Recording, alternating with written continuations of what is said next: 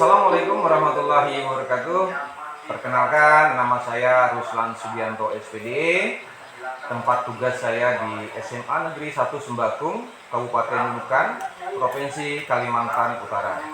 Alhamdulillah, pada tahun ini saya sebagai peserta PPG di Universitas Muhammadiyah Mataram, Umat. Dan pada kesempatan hari ini juga saya akan melaksanakan aksi 2 PPL ya di SMA Negeri 1 Sembakung di tempat tugas saya sendiri. Mungkin itu saja perkenalan dari saya. Sekian, terima kasih. Assalamualaikum warahmatullahi wabarakatuh. Assalamualaikum warahmatullahi wabarakatuh. Waalaikumsalam warahmatullahi wabarakatuh. Selamat siang. Siang, Pak. Gimana kabarnya? Alhamdulillah baik, Pak. Alhamdulillah ya. Berarti kita kalau dalam keadaan sehat walafiat, berarti kita harus patut mengucapkan puji syukur ya kehadirat Allah Subhanahu wa taala ya. Karena kita masih diberikan kesehatan, kesempatan ya, sehingga kita bisa melaksanakan pembelajaran kita pada hari ini ya.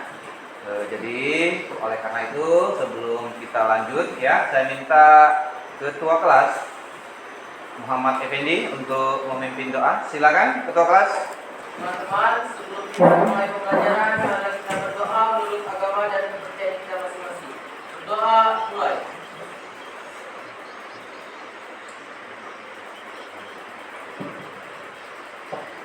Doa selesai.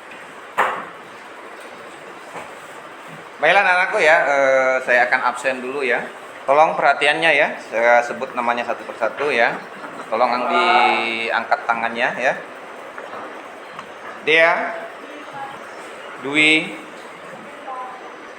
Erin. Hadir, Pak. Baiklah ya anak-anak sekalian, kemarin kita sudah bahas materi ya minggu lalu, yaitu substansi hak dan kewajiban warga negara ya. Anak sekalian, materi kita pada hari ini adalah kasus pelanggaran hak dan pengingkaran kewajiban warga negara. Kira-kira siapa yang bisa memberikan contoh dalam kehidupan sehari-hari pernah tidak melakukan atau melihat pelanggaran atau kasus pelanggaran hak yang pernah dilihat dalam kehidupan sehari-hari? Siapa yang bisa? Oke, silakan Sri.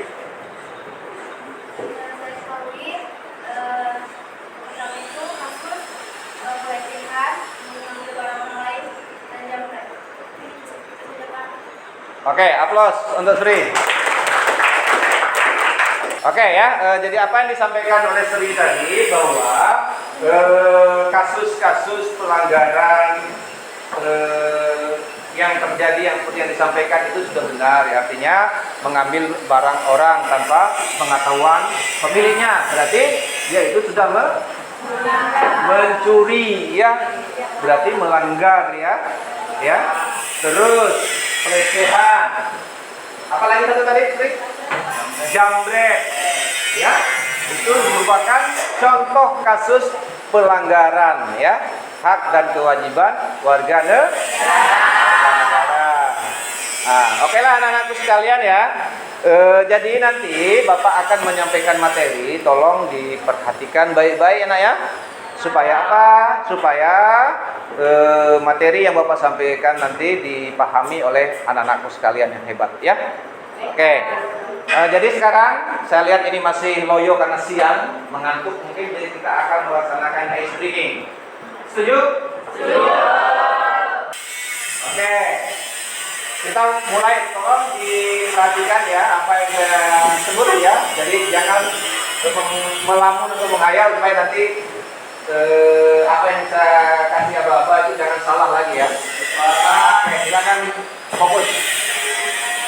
Tepuk sore, tepuk malam, tepuk pagi, tepuk siang, tepuk sore, tepuk pagi. Ada yang nggak fokus. Kita ulang sekali lagi. Tepuk malam. Nah, ada yang fokus ya. Ya, Pak. Fokus. Apa yang Anda sebut? Seperti contohnya tadi, tolong diperhatikan baik-baik. Tepuk sore, tepuk pagi, tepuk siang, tepuk sore, tepuk malam. Oke. Oke, saya harapkan kepada anak-anak sekalian ya, fokus ya, memperhatikan nanti apa yang Bapak sampaikan ya. Materi kita pada hari ini adalah kasus pelanggaran hak dan pengingkaran kewajiban warga negara. Anak-anakku sekalian, dalam suatu kegiatan atau proses apa yang kita ingin pasti ada tujuannya. Jadi tujuan pembelajaran kita pada hari ini, anak-anakku sekalian, tolong diperhatikan ini yang kita mau capai dalam pembelajaran ini ya. Jadi saya harap anakku semua nanti sesuai dengan tujuan ini, anak-anakku sekalian, kalian semua bisa ya apa yang kita ingin tuju dalam proses pembelajaran. Nah, yang pertama ya, dengan mengamati gambar dan video ya, peserta didik diharapkan bisa menganalisis faktor-faktor penyebab terjadinya kasus pelanggaran hak dan pengingkaran kewajiban warga negara dengan tepat. Itu tujuan pembelajaran kita. Terus yang kedua, dengan mengamati gambar melalui materi ajar ya, PowerPoint, peserta didik diharapkan bisa menganalisis contoh-contoh pelanggaran atau contoh-contoh kasus pelanggaran hak dan pengingkaran kewajiban warga negara. Jadi nanti peserta didik harus bisa menganalisis contoh-contoh ya tentang kasus pelanggaran. Nah, itulah tujuan pembelajaran kita. Dan yang ketiga adalah dengan melalui diskusi kelompok ya, peserta didik diharapkan bisa menganalisis kasus-kasus pelanggaran hak warga negara dengan tepat. Baik anak-anak sekalian, inilah faktor-faktor penyebab pelanggaran dan pengingkaran kewajiban warga negara. Ya, yang pertama, sikap egois.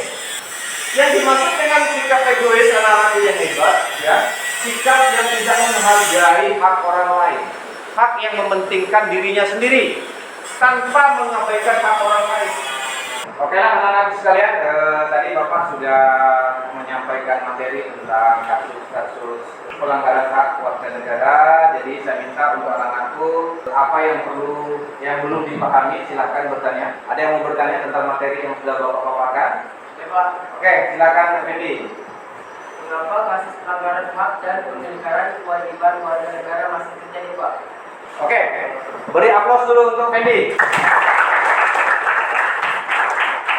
Nah, itu pertanyaan yang sangat bagus ya anak-anak sekalian, seperti yang kita bahas tadi ya. Kenapa masih terjadi ya kasus-kasus seperti itu ya tentang pelanggaran hak dan pengingkaran kewajiban warga negara. Yang pertama tadi, warga negara itu masih ada yang bersifat egois anak-anak sekalian. Artinya apa?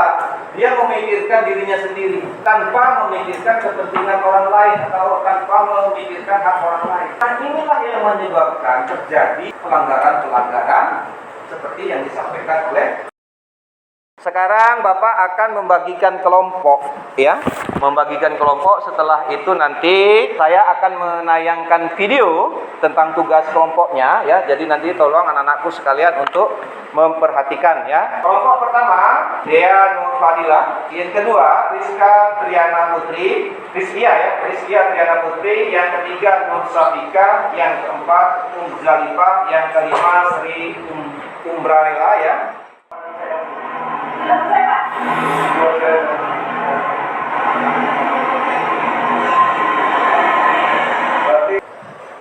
Nah, itulah videonya anak-anak sekalian ya. Jadi tugasnya ya, silakan didiskusikan dengan kelompok masing-masing dan menganalisis tentang video tersebut ya yang sudah ditonton tentang kasus-kasus pelanggaran hak dan pengingkaran kewajiban warga negara ya. Paham cara mengerjakan? Kelompok ya? Paham? Nah, nanti kalau misalnya yang ada hal yang masih bingung ya, silakan anak-anak ya. Silakan tanyakan sama Bapak. Iya, Pak. Oke, silakan ditanyakan.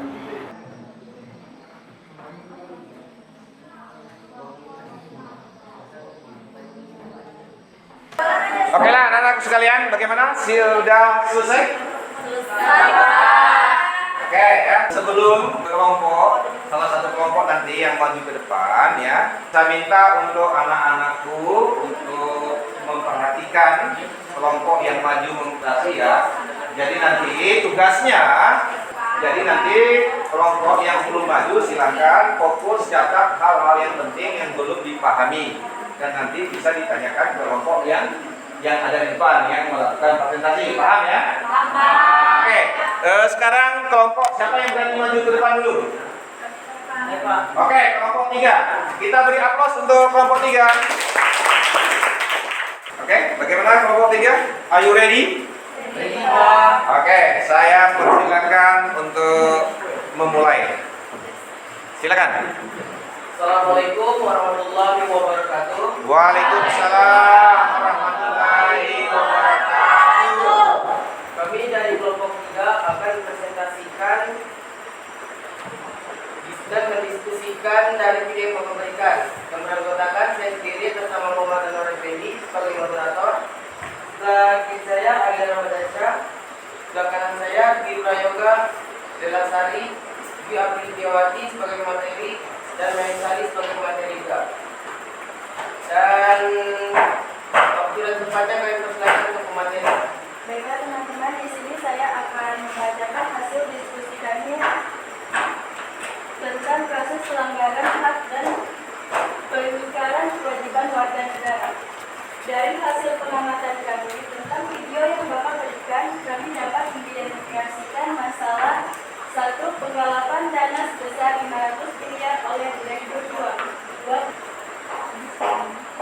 Kasus pelanggaran lalu lintas dan penolakan terhadap polisi.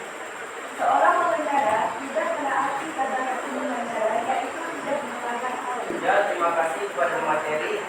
Kami di sini akan buka sesi tanya jawab. Yang ingin bertanya, silakan beritahu nama dan nama kelompoknya. Silakan yang ingin bertanya. Ya, kami dari kelompok 5 dan atas nama Adriansa dan pertanyaan saya apa hukum bagi koruptor? Baiklah, saya akan menjawab pertanyaan dari saudara Adriansa dari kelompok 5. Pertanyaannya, apa hukum bagi seorang koruptor?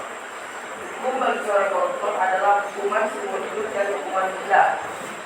Ditambah hukuman pengganti, bahkan hakim juga pernah mencabut hak politik bagi pidana korupsi. Tapi kenapa mereka masih lolos dari hukumannya? Seperti dalam video, pejuang atau para koruptor memiliki kekayaan yang lebih dan dapat menyuap para aparat untuk meringankan hukumannya. Nah, itu juga yang menurut pada saat ini mengapa aparat masih menerima suap dan tidak menjalankan tugasnya dengan baik. Jelas? Ya, jelas. Dan tambahkan aturan hukuman seumur hidup sudah ada, tepatnya pada pasal 20 pada Undang-Undang Nomor 20 Tahun 2001 tentang pemberantasan tindak pidana korupsi. Dan menurut pasal 2 ayat 1 yang berbunyi setiap orang yang secara melawan hukum melakukan perbuatan memperkaya diri sendiri atau orang lain atau korporasi yang dapat merugikan keuangan negara dan perekonomian negara dapat dipidana penjara seumur hidup atau paling singkatnya 4 tahun, paling lama 20 tahun. Sekian penambahan dari saya. Terima kasih. Terima kasih kepada Trita Inananda telah menambahkan. Beri aplaus kepada Trita Inananda.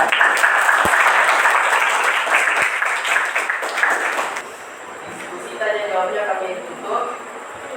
Dan terima kasih kepada Pak Ustaz guru kita yang telah membawa materi tentang hak warga negara pada hari ini. Dan terima kasih juga kepada teman-teman yang telah mendengarkan dan menyimak video kami hingga akhir. Harapannya semoga materi kita hari ini berguna dan bermanfaat untuk depannya. Karena dirasa materi kami sudah cukup, maka saya selaku moderator akan menutupnya dengan pantun. Isawi asam buat bertani. Bawa ke ladang naik hati. Jaga. Selesai sudah presentasi ini. Jaga.